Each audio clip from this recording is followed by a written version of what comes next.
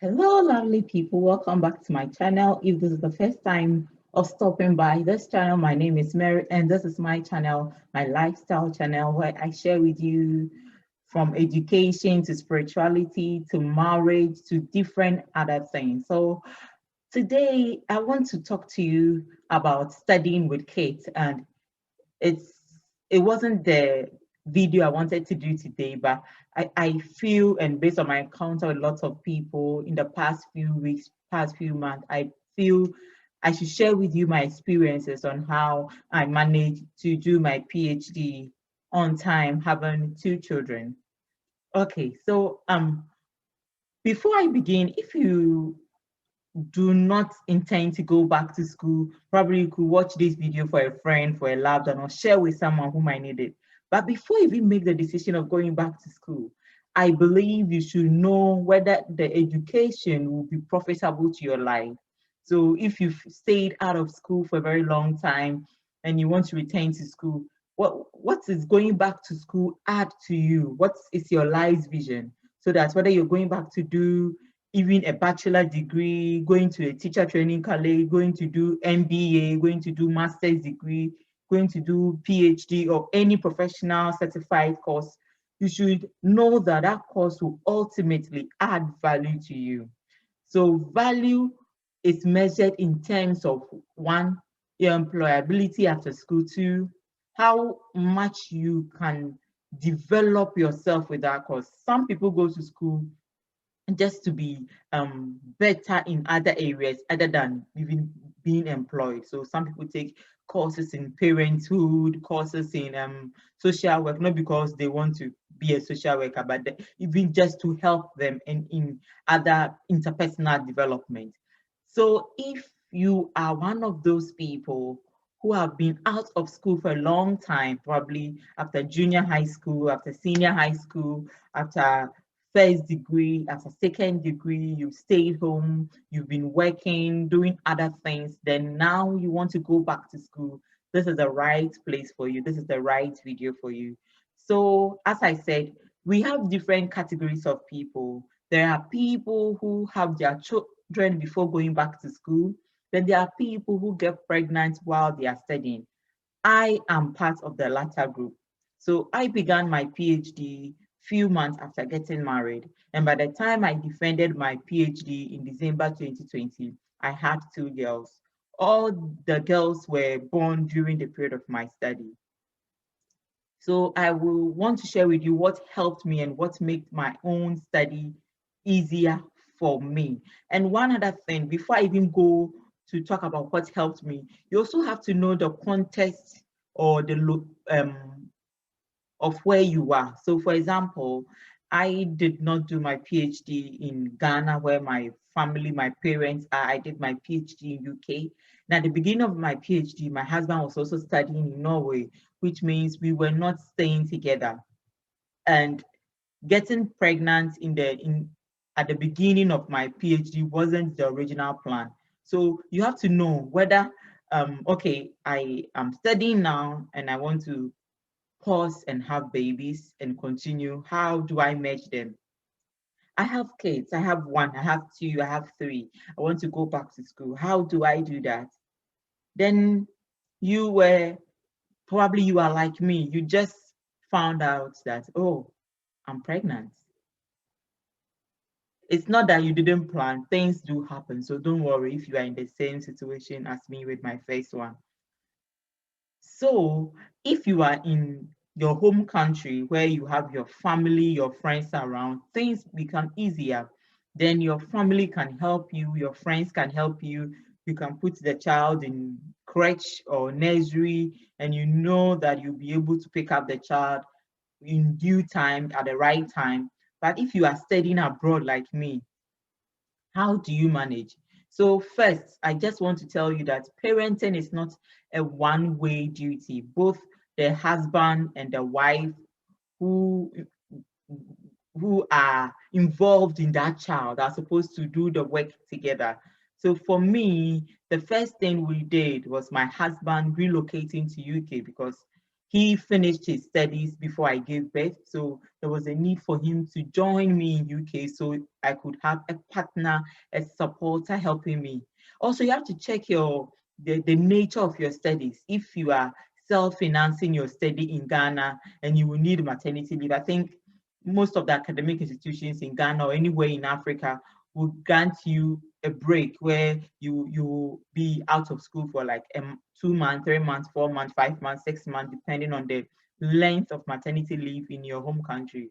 But if you are a funded student abroad and your scholarship doesn't make room for breaks, then you have to know how to adjust your life to this new baby and combining it with studies. But I think from all the institutions I've ever encountered, even if there is no room for maternity leave, what will be the worst thing to happen is that your scholarship or your funding will be paused for you to have a maternity break. Then from maternity, you continue with your studies. But if your funding is like mine, then even while you're on maternity leave, you still receive funding. Okay, so I now want to share with you what worked best for me. This might not be the best approach for many other people, depending on your location. If you are in Ghana, probably this might not work for you because you have family and friends helping you. So for me, I only had my mom coming to UK for 6 months to help me with my daughter, and that was it. The rest had been just me and my husband managing my studies, his study, because he went back to school and he was working as well, and managing our children. So this is how I did mine. So if you found yourself pregnant in the middle of your studies, or if you have a child or two, you want to return to school, or if you are in school and you want to have a break and give birth, in fact, there are lots of information on the internet, in books, talking about how to combine your studies with parenting. One thing I've realized is that not all the information online will be suitable for your situation. Because if somebody is telling you, okay, when I realized that I was pregnant, I was working together with my child, going to school with my child. What if your um, education is lab-based and you work with chemicals in the lab that you can't take a baby to the lab? So it works for people differently. So obviously, as soon as you find out that you're pregnant, you can go online, or you want to go back to school and you have a child or two, or you want to take a break in your studies and have your children and continue. There'll be a lot of information, but be sure that what you read will be important to your current state of situation. So for me, I found out that I was pregnant while doing my PhD. What did I do? I communicated with my supervisors about my state, that this is what has happened. It wasn't the original intention to get pregnant right now. Things can fail. So I am pregnant. They cannot say, oh, you are pregnant, we won't supervise you again. No, I haven't met any academic or supervisor that will ever treat you like that. Everyone will be supportive, because getting pregnant while studying is a thing that can even be a sort of pressure on some people. For others, it derails their passion for studies, because we've not planned for this. But just communicate with your supervisor about your condition. Tell them that this is the state I'm in now, and I would want to continue with my studies, but at this particular point in time, I'll have to take a break for this number of months so I can attend to my baby and return to studies. After communicating with your supervisor, make sure that before the time for your leave starts, you communicate with your educational institution. That is for those who are in school and are pregnant. But if you are now beginning your study and you have a child or two, I think the first thing you need to do is to talk it over with your partner or whoever is helping you bring up those children. Have a plan before you start school. My brother, my sister, don't go to school when you haven't made a plan for who will help you take care of those children you are leaving at home. Because raising children is a whole business, it's a project, and they need attention. You don't want to go to school and hear that your children are being called names, and your mom left you here and your dad left you here, and I'm struggling, I'm the only one suffering. No, have a plan and make sure it's a workable plan. It could be studying very close to where you live so that you could have your children under your roof. So you could send them to school in the morning and pick them up in the afternoon or in the evening, or you and your partner will be sharing the load. One will take them to school in the morning, one will take them to the house in the afternoon or in the evening. If you have your parents, your siblings, your in-laws, and they have time, you can talk it over with them. They will be helpful. They'll be ready to support you. If they are not ready to support, dear, have a plan, have a contingency arrangement before you start your studies, because you don't want to go back to school, then suddenly you can't do anything, your children are crying, you'll be in class and you'll be called that one is having headache, one is, I know those things do happen, but have a plan. So if you are now going to school, have a plan, talk with your partner. But if you do not intend to study close to your location, but you still want to go back to school, maybe outside your home country, there are two options. It's either you travel with your children and your partner, or you leave them with a family relation to take care of them, including your partner, and go. In any of the cases, it is not an assurance that you will have your peace of mind. And I have to say it because if, for example, if you move to a country like UK where students don't receive any sort of benefits from the government, then bringing your children to UK who are less than the age of 4 will mean you have to pay for nursery, childcare, or crèche, which could be quite expensive. I won't lie to you, it could be quite expensive. But if you're moving to other European countries like Scandinavia, I know the government have support for even migrant children. So your children can go to school for very little cost or even for free, depending on the country you find yourself. Then if you are with your partner, then you can share the load of picking them up in the morning, picking them up in the afternoon. So before you move to wherever you are going to do your PhD, if you are taking your children along, let your supervisors know that I have a family and I'm coming together with them. I have children, so that if one day you cannot attend a supervision meeting, you cannot make it to a lab meeting, you cannot go to campus because of an unforeseen circumstance, they will know that you came to that country with your children. It wouldn't be like a surprise. What? You have children? So in whether you get pregnant while you are studying or you bring your children to school, to start school together, let your supervisor or whoever is going to be your mentor know that um, you have a child or you have children. And which will mean that there are some times that your supervisors will have to make room if there are certain emergencies. So, for example, in my case, when I had my first child, we had to change the locations of our supervision meetings to make room for a baby. So we decided to meet at a campus closer to my house so I wouldn't struggle pushing the buggy all over Brighton to the uni, because my campus farmer wasn't too much child friendly. That was my supervisors. They were willing to do that. But mind you, not every supervisor will be willing to adjust for you. So if they are not going to adjust and you have to carry a child to a supervision meeting, you have to make sure that you seek the consent of whoever you are going to meet with. Not everybody will be interested in having a child at a meeting. Children are children and they cry as and when they want to. And one of the things that I found to be very helpful during my PhD study was the fact that I managed my time very well. I must confess, time management is very, very important. Whether you are beginning your studies as a mom, as a dad, or in between your study, you become a mom or a dad.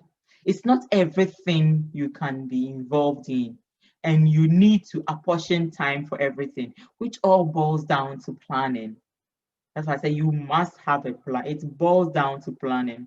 You cannot attend every event. You are a mom, you have a dad, you have children, and you are a student. You are expected to be examined. You have a dissertation to write. You have exams to do. You cannot live your life like just anybody. I'm not saying that your life should be tied around your children, but you should manage your time so well that you make room for family and children, because you cannot abandon your children just because you're going to school. So as soon as you close from school, you can't even talk to your husband, you can't talk to your wife, you can't play with your children. That, oh, I'm a student, I have to prepare for lectures, I have to prepare for exams. No way. You should have time for family, because they all matter. In fact, if you take the degree, the whatever qualification you are applying for, family takes a very important part of it.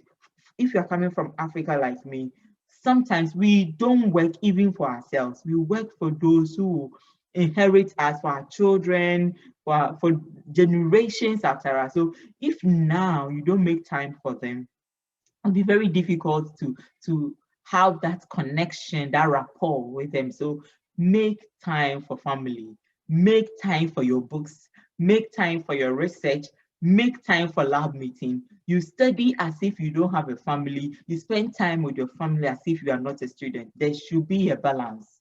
And until you are able to do that, you will find yourself hanging. And that is why many people find it very difficult to be a student mom or a student dad, because they think it will take everything away from them. And one other thing that helped me was attending the most relevant academic events. So if you are studying in Africa, in Europe, in America, in Australia, there are so many events around you.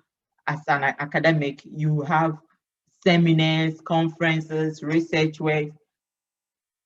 For me, what helped was I had to attend the most important or relevant academic events, because there are times my husband will have to be in school, so he will not be home to take care of the child. So I had to be home and take care of the child, and I couldn't attend such events. So if it is very relevant, then I have to make room. I have to look for friends who can help, who can babysit for me for an hour or two. And when you contact people to take care of your children for an hour or two, be true to your word. An hour is an hour. If you say 2 hours, it's 2 hours. Don't go and come back after 10 hours. Oh, I'm so sorry. No, next time you won't get them helping you again. So attend the most relevant academic events, which could be your lab meetings, conferences related to your field, meetings at your departmental meetings. But if there is another event somewhere on some topic not related, relevant to your research, and it wouldn't add any value to yourself, I think we should be very careful in attending and make use of online events. Thankfully, COVID-19 has demonstrated to us that we can have access to online. We could have access to online events. So have online training. So you could sit at the comfort of your home with your children playing all around. You lock yourself in one corner and attend online events. And one thing that I will also talk about is to seek help as much as possible. If at one point you realize that you are struggling, your mental health is in disarray, you're emotionally, you are stressed, everything is just weighing down on you, seek help. Most institutions have counseling sessions.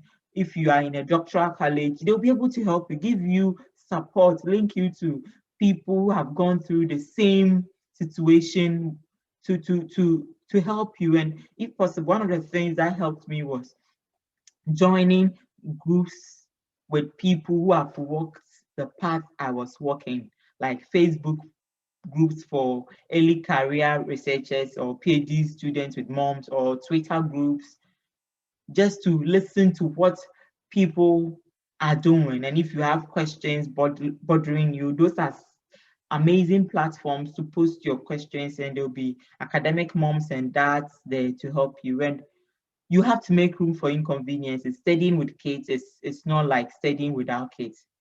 Children are children.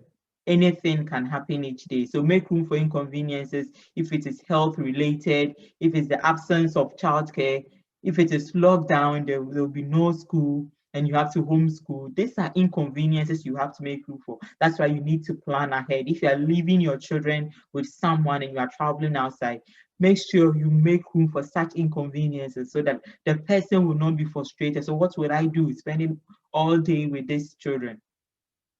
One other thing to note, especially if you are going back to graduate school, postgraduate education, is the fact that um, postgraduate and graduate education involve lab work, field work, research meetings, and some of these are mandatory for your program. And obviously, as I said, you cannot go to the lab if it is a scientific lab with children. So if such things are involved in your studies, I think you should make room for them, how to adjust if you have children, they are not in childcare, nursery, crèche, school during that time. If your children are older, hooray, then they'll be in primary school, secondary school, then you will be flexible. They don't need your constant presence 29/7. So you could be at the lab in the morning, in the afternoon, you pick them up from school. You could attend your research meetings while they stay in school. If you have to go to the field to do a research and it is a community-based research, you can make arrangements such that you can take at least a child or two along, go with another person to help you. So when I had to go back to Ghana for my data collection, my mom became my automatic research assistant. She lived with me all the time of my fieldwork because by then my daughter was 6 months. So my mom was taking care of her while I collected my data. I was so much free and it felt so good.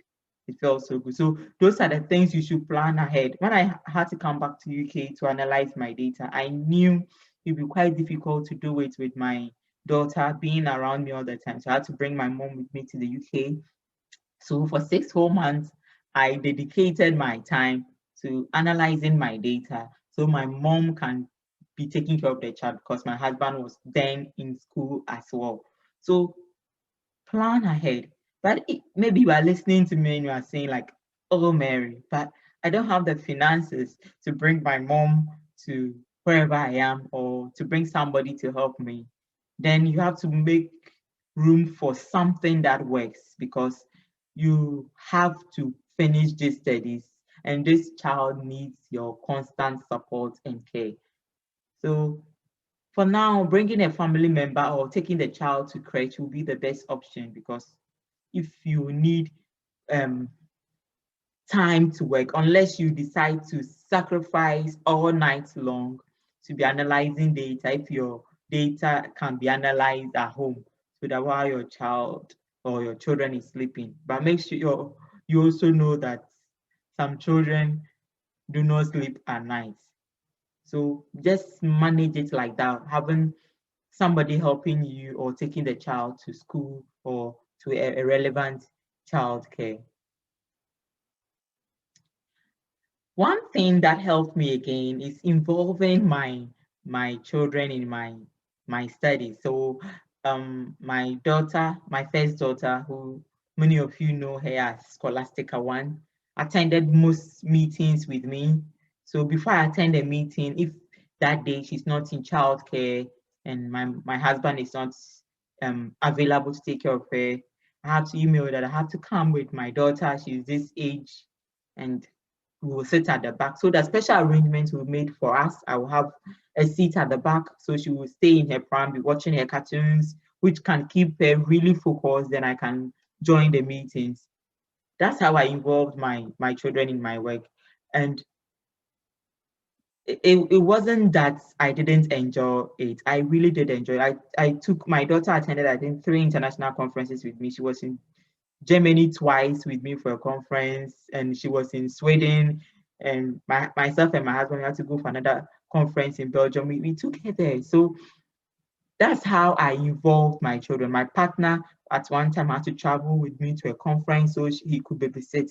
There are other conferences I've attended that has childcare arrangements. So it was so good. I just went with my daughter, registered her beforehand, and in the morning leave her with the childcare, pick her up in the evening after the conference.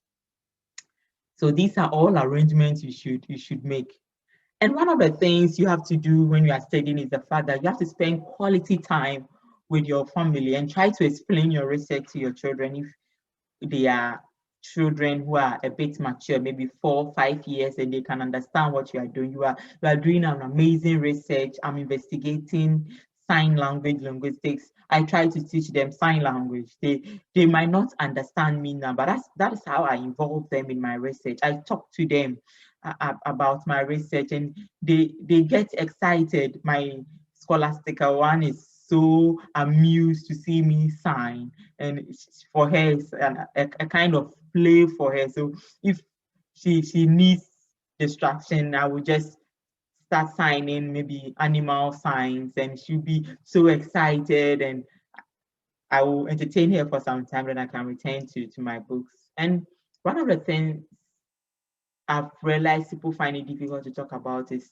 being confident to tell people that I'm a student, I'm a mom, I'm a dad, because they feel they'll be stigmatized. I think you all are wrong, because nobody's going to stigmatize you for being a student and a mom, or a student and a dad, or having a child and having a dream of going back to school. No. So be confident. Tell people you are a student.